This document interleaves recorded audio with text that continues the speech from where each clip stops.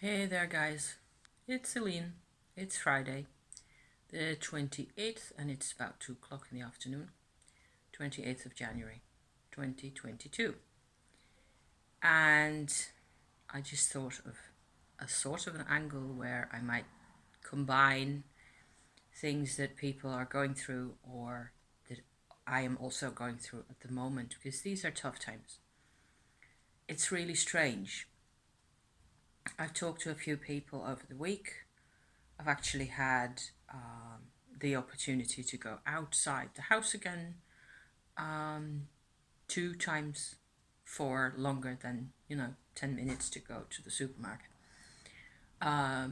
Yesterday and the day before, there's been an end to at least, yeah, most of the lockdown situation in the Netherlands has ended again.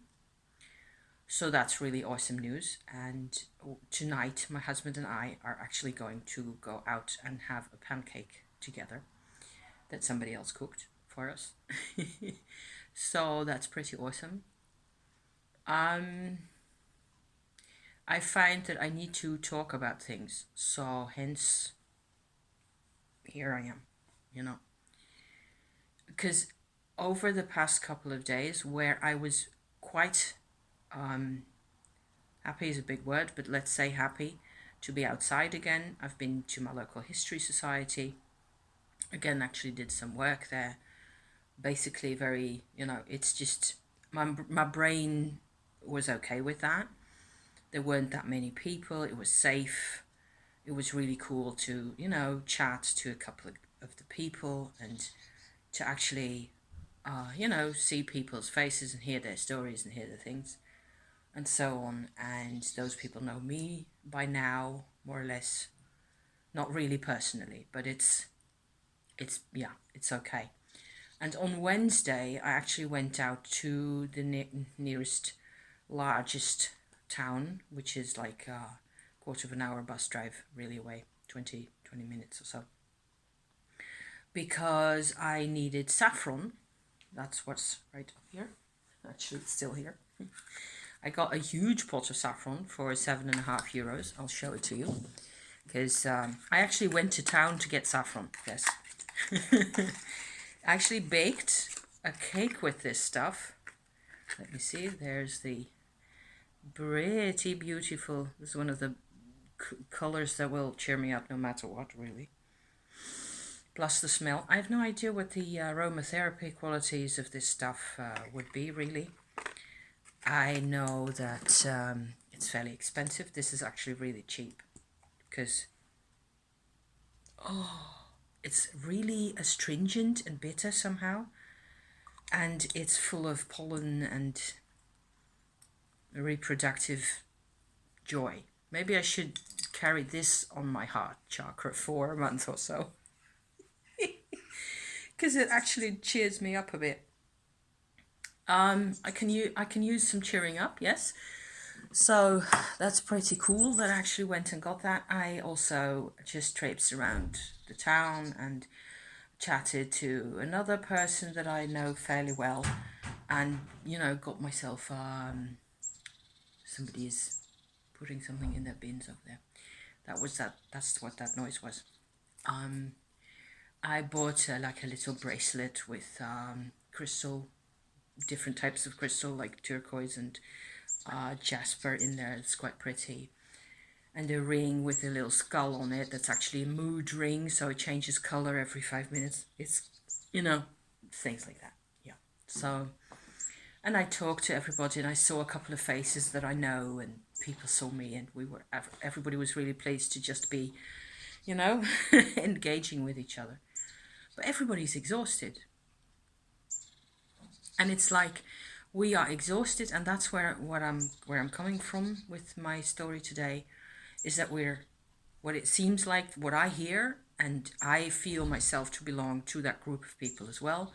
People are exhausted, and we feel, to the extent that we become insecure and we feel really vulnerable and really fragile, but not super emotional the whole time, at least not me. not more than I'm used to for myself. However, what I do have the whole time is like a constant sort of a half conscious or semi buried kind of a state of mind where I am so insecure about what I've been through, even though I haven't had COVID, my husband hasn't had COVID, we're physically quite fit, we are really the lucky guys, you know? So it's not that, it's not physical, okay? But there's parts of me that are in such a mess somehow and in such a state that I actually feel really insecure as to what to do with myself right now. That is a very unusual kind of situation for me. I mean, when I was 16, yes, but I didn't care back then because I just went on ahead regardless, and I had school and, I sorted it out. And I didn't feel like I needed to. I suppose I didn't have any responsibilities really, except for school and things like that. So there's sunlight. As you can see, I'm actually in the sun. I've been in the sun since, what was it, before 11, really, in different locations in the house and out front, on my little yard over there, and in here. So it's direct sunlight. That's actually pretty awesome. I've been, trying to do sensible things. The sun, which has been really impossible to get at in this country over the past weeks, months, it has been dismal. There has not been any wintry weather to speak of. And so that gets to you, really, It is like, it feels the whole sum total of the situation to me, what I keep telling myself, and maybe I shouldn't, I don't know, is that it feels like I have been really ill. And I am feeling better. Actually, I am feeling better, but I have not experienced these levels of loss of control, loss of sovereignty, whatever it is, before. And I have no manual for today. And that is bugging me. It's like, I don't know who I am anymore. I don't know what to feel like. I don't know, other than, do a bit of the ordinary things, shopping on the internet I've finished another little bit of spinning here and there, like I've shown you my spinning activities. And actually on Wednesday, that was pretty awesome. I went, like I said, I went to town and I had lunch there and I actually sat for 3/4 of an hour more and wrote in my journal in the coffee house, in the lunch house, because there weren't like a gazillion people. People were constantly moving around, but that's fine, And I was comfortable and there was enough room for other people to sit. They didn't necessarily have to have my table. So I'm gonna grab my tea again. Normally, okay, and last year and the year before, each time we came out of lockdown, I went ahead and did that kind of thing. I would go to, regardless, any kind of place, read the news, read the newspaper, have something, have a bite or a cup of tea, and then at some point I would journal, and journaling would always make me feel better. The same thing with vlogging, really, and just like I'm doing right now. There's still some effect from talking to you guys and, giving myself at least a sense of a place where I can sort of compare notes with myself, at least, That's already something. But it feels like it's a completely new situation vibrationally today and the whole of this week and from now on. And that I have no clue who to be, what my activities are going to be. And it's so fundamental. It sits like in your belly. On top of which I have a Tumo process that's still going on, that I'm trying to use to, sort out old physical ailments like the sciatica and all that kind of thing. It's still going. And it's like actually doing the Tumo and the effects of that is like, it's like everybody's doing the same kinds of, everybody's going through the same kinds of changes, except as far as Tumo goes, I have some kind of a, maybe not a manual, but at least a few instructions. And I can feel, okay, so if I go like this, there's something that happens. If I, there's all sorts of ways I can use the Tumo energy by now in my lower back. I've been working on my lower back quite a bit, and that helps.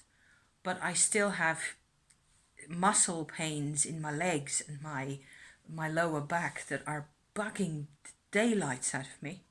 And I don't, I just took a couple of painkillers, and what with this big boy here and the sunshine and my, my chat here, and then afterwards I will be going in the bath and have a soak and wash my hair and all that. So hence, hence the hair, because that still needs to be done.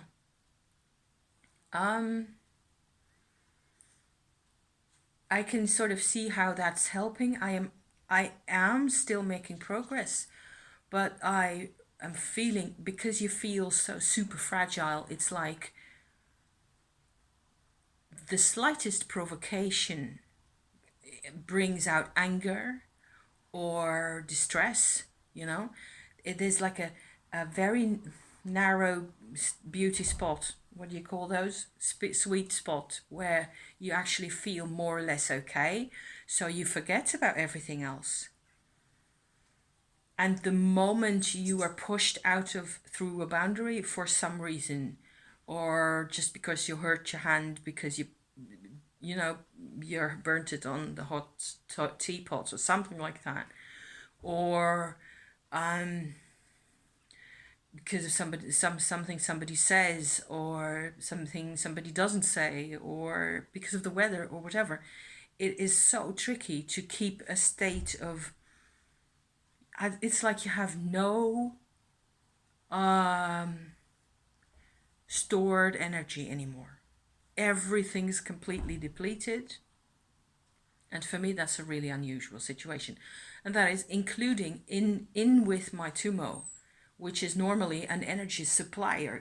It gives you, that's one of the reasons why I do it, is that Tumo actually gives you a lot of, it supplies your whole body with fuel, really. And maybe I don't know, I've noticed that what with, over the past couple of weeks, I've talked about a few times about using the navel area as an entry point into your body for the Tumo energy. And that is actually, it's a really good process to keep using. I am still using that. And it is an access point to all the whole of the nervous system that sits alongside the spinal column. Okay, so there's a whole bunch of very important nervous systems going along your spine and in the interstices between the vertebrae and so on and so forth. And the Tumo that goes in there actually does a great deal of good work. I also feel in that particular part of my life like I am kind of trying to even reprogram my body. And I have no real clue as to how deep that work is and how,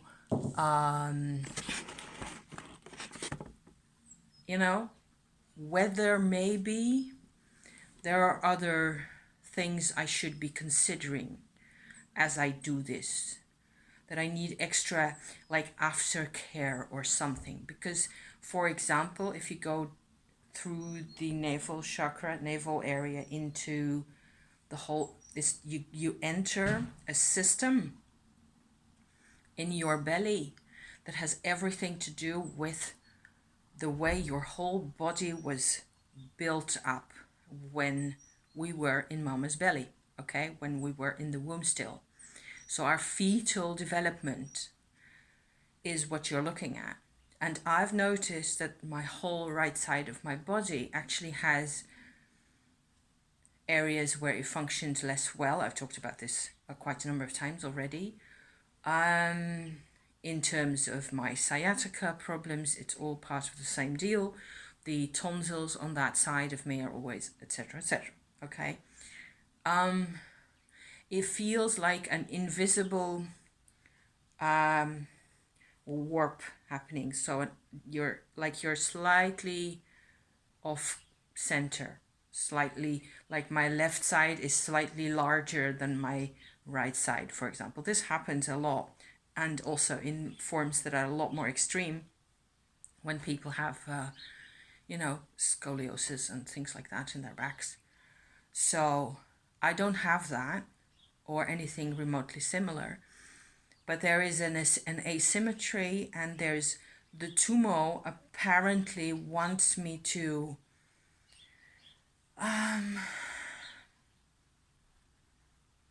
regrow. It wants to regrow.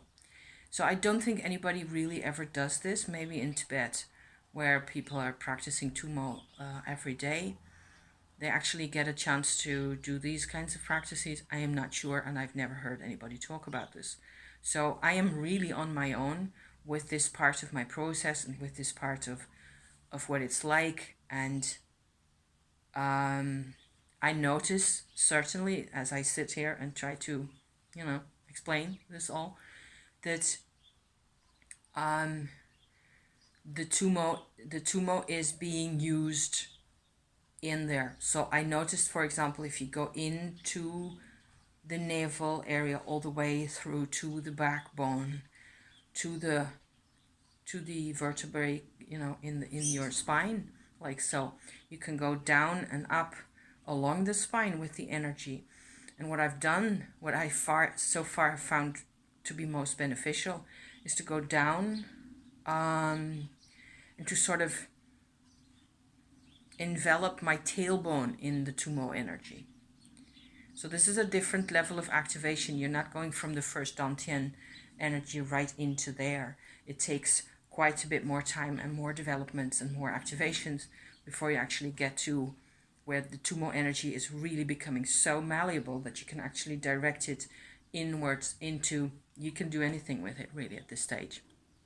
It is still Shakti energy, and but it gets used up in these types of processes. So it feels like actually the right side of me is being it's like it's being asked to stretch the whole time because of the energy that's in there. And I probably should do some kind of a Tai Chi or Qigong kind of exercise that allows for that, and that would really help. Because there's also, certainly if you look at your spinal column, there's all these nooks and crannies in there where there's muscle attachments and tendons and what have you, and everywhere there's old information, toxins, and it just cramps me up. So hence, I feel like a really old person sitting here. And I probably I could do a lot worse than, do some Qigong exercises actually, to allow for this stretching energy to take this form that I'm, because then, and it's actually really, there are very small parts where this needs to happen for everything to improve, really. this is also the painkillers talking, because by now, I feel a bit better, and I kind of feel like I'm kind of slightly more in control already of it, as if. So, but it's a part of things, and there's more of these types of developments, and quite often the Tumo still forges its own path along my spine at the back here, at the back of my heart area. There was weirdness going on, and like different kinds of, even in the back of your heart, it's like there's a completely different emotional perspective sitting there that I know of because I've read about it, and I wouldn't know how to describe it other than there's a point. It's in origin, it is like a very small point that sits more or less at the utmost back of your heart chakra. So if you go in here, like there, more or less, okay, and then all the way to the spine, just like I said for the navel just now, same process. You don't actually even get at it, but that's where the geometry, in terms of angles and stuff, that's where it is. There's a very small point sitting against your spine like that. That is it's very important. It's called the Shaitya in Indian philosophy, but I've never been able to find much information about it, because that word is also used for other things, like very often in these types of yoga kinds of things. So I can only, again, look at my own experience with this. And so during the night, what happened is at some point I was awake, and the Tumo went in there, and it was like this whole, it actually connected to the Shaitya, to the, it's like a very personal, but very unemotional, kind of a heart-based energy at the same time. It's very cool. It's super cool and feels very soul connected and eternal and very different from everything else that's going on in all of us, It's a really awesome perspective, and it was actually strengthened and sort of seen by the Tumo that came in along exactly the right canal. So the level of Tumo that I'm doing right now is so specific. It's working exactly on this particular channel, and there may be 27 other channels sitting right next to it, and they're not even involved, whatever. So, and what happened was that the Shaitya sort of energy elongated, and it sort of took up the whole of the space at the back, still against my spine, from my midriff up until the back of the head. Sorry for the airplane, guys. Yeah, gave me a chance to have a bit more tea. Sorry for the noise.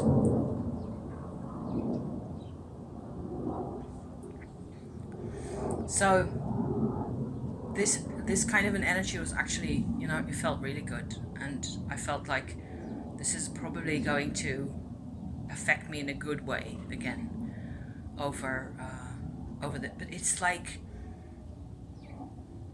every tiny amount of actual work that I do takes up everything I've got, really.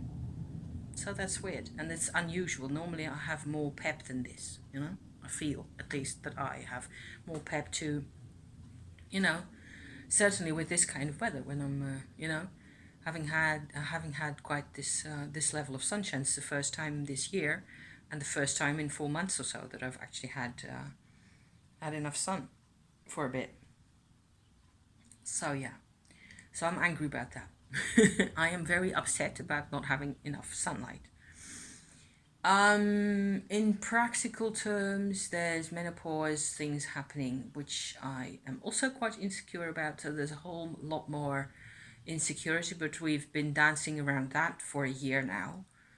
And I will just have to wait and see how it goes, because there's absolutely nothing I can do except ladies' mantle and mugwort, which is always a good idea.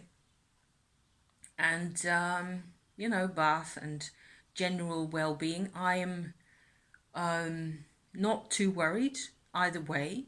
Whatever happens, you know, in terms of menopause, it'll be fine. It is just that it's mentally, mentally, you really, at some point, you just have no manual anymore. So that's what I came out to share today, that I really don't know any better than anybody else who spends their days, you know, on TikTok or whatever you could be doing, whatever you are doing, you know. I have no clue of the direction of it all, and there's always challenges, and there's always moments where you go like, I am not prepared for any of this, and I have no idea. I could feel it doing me good being around people again. Yay for that. Finally. But it's like the levels of exhaustion also don't really match the levels of problem that I've had, certainly. It's like I'm this exhausted, and actually the level of exertion, you know, and effort that I've had was right here. So there's a whole gap there that I can't explain. Other than Saturn and Uranus being in a square, which has been going on for ages, and a couple more things like that. Mercury retrograde, you know, similar. So having said that, I think I'm going to buckle it up, finish my my mug here, and then I will be in the bath for a bit, and I will look up the information, if possible, about saffron, because it's quite striking that this actually feels so supportive. This is, of course, no fair trade or anything like it. Don't know where it comes from even. Turkey? Something like that. Gorgeous. So powerful. It actually has a whole lot of sun energy in it. Very interesting. With roasted hazelnuts in cake. This is awesome with honey. Very bloody awesome. I made that a couple of weeks ago, and it was we made very short work of that. I can tell you. See you next time. Okay, have a nice weekend and so on. And if you can relate, I hope so. I hope you don't relate to all the exhaustion, and that in a month or so time we'll all be like, okay, thank God that's over, you know? Whatever it was. Whatever the unexplained portion of our exhaustion really refers to. Thank you for watching, you guys. See you next time. Bye-bye.